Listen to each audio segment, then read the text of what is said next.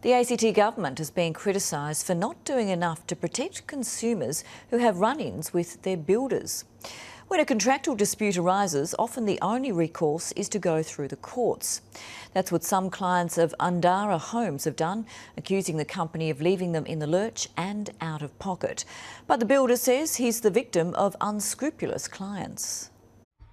Leona Anton has finally moved into her house after signing a contract with Andara Homes back in 2012. There would be work, there would be a cause for the work to need to be redone, and then the work would just stop. Following repeated delays and little progress, she terminated the contract earlier this year, taking possession of an unfinished house. I think in the whole process of paying for things twice, we've lost several tens of thousands of dollars.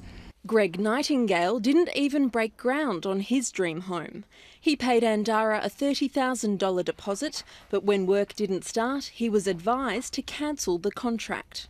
The money that we gave at Simon Anderson was my wife's superannuation.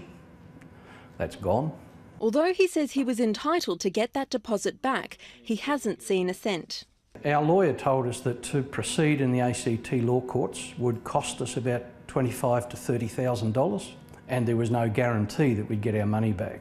Our industry is taking a hell of a battering because of a few, and it's a pity that a few individuals will always just not play the game.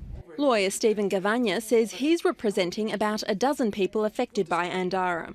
Half of them are home buyers, the other half are businesses and contractors owed money.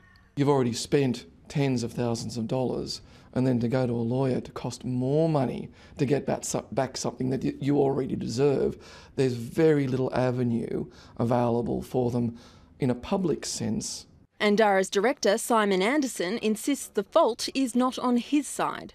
Unfortunately, we are forced to stop work on projects when there are issues of non-payment or contractual breaches by the clients. Mr Anderson says he's had a large number of clients refusing to pay. Are you unlucky to come across this many clients who have just decided not to pay a builder? Well, I feel that recent media has exacerbated that situation. But he says Andara is still trading and building. Can you give an example of a house and a happy client at the moment? At this point, I'm not at liberty to say no. Andara's building licence expires in several weeks' time, but clients are concerned Mr Anderson is planning to operate under a new name, and they've criticised the government for not doing enough to protect consumers. I haven't seen that political will at all. The building regulator is currently investigating 2 complaints against Andara, but Simon Anderson says he's confident he'll be cleared and that Andara's building licence will be renewed. Anna Morizot, ABC News, Canberra.